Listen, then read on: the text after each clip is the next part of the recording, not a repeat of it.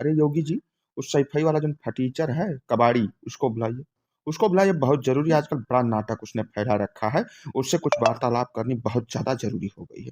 बुलाइए उसको, जल्दी बुलाइए, समय का अभाव है भाई। ए बैलट, ए कबाड़ी, इधर आओ। अरे टोटी चोर, तुम्ही को बुला रहे हैं। इधर आओ, इधर इधर आओ, जल्दी आओ, इधर आओ।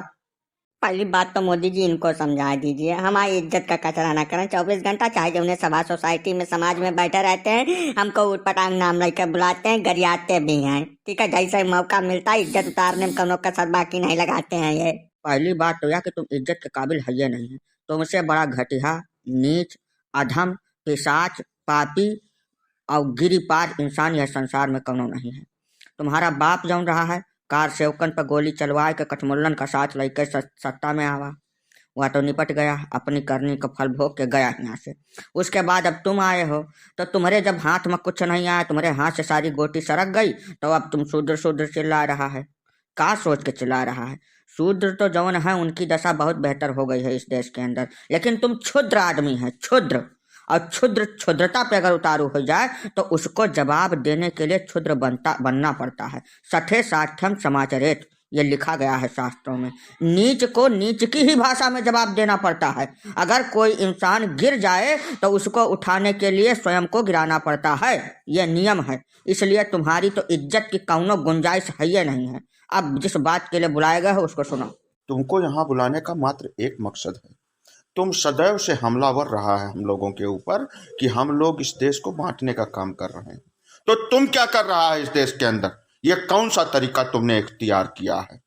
हिंदू समुदाय को अलग अलग संप्रदायों में, अलग अलग धर्मों में ये क्या कर रहे हो तुम, बांटने का कार्य। और अगर तुम ये सोच रहे हो कि इससे तुम सफल हो जाओगे, तुम कुर्सी पे बैठ जाओगे, तो कदापि संभव नहीं होगा।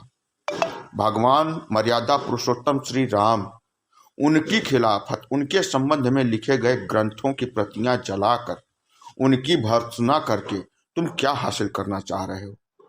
तुम मोर के विषय में सुने हो, मोर नाचता है तो पीछे का हिस्सा खुल जाता है, वही हाल तुम्हारा है। जितना तुम नाच रहे हो, तुम अपनी औकात बता रहे हो। यही नहीं, पूरे हिंदू समाज में, पूरी इस धरती पे तुम अपनी खुद की नैया डुबोने का कार्य कर रहे हो। और यही कार्य आज के 10-15 साल पहले कांग्रेस ने किया था।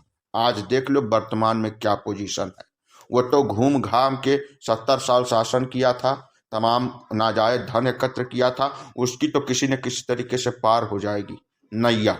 लेकिन तुम्हारा क्या होगा इस विषय में हमको चिंता है, क्योंकि तुम्हारे स्टेट के अंदर एक सन्यासी कुर्सी पे बैठा हुआ है और इसके लिए तुम्हें बख्शा नहीं जाएगा किसी भी सूरत में, ये ध्यान रखना। हम लोगों का कुछ नहीं बिगाड़ सकता, जबरदस्ती हम लोगों को धमकाने की कोशिश ना किया जाए। चुप ससुर छछुंदर, तुम तो थोड़ी देर चुपचाप खड़े रहो जहाँ खड़े हो। ठीक है, तुम्हारा काम हो रहा। जैसे ही काम पूरा हुआ तुम्हारी वो दुर्गति करेंगे कि जिसकी तुमने कल्पना नहीं की होगी, इसलिए चुपचाप खड़े रहो जहाँ खड़े हो।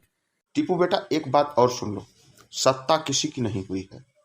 जिस दिन तुम्हारा समय आ गया, तुम्हारा वो डेकोरेशन करेंगे योगी बाबा कि मतलब क्या ही बता दें तुमको। बस जाओ, इतना ही कहना था। जितना तुम गिर सकते हो गिरो, अभी तुम्हारे पास समय है।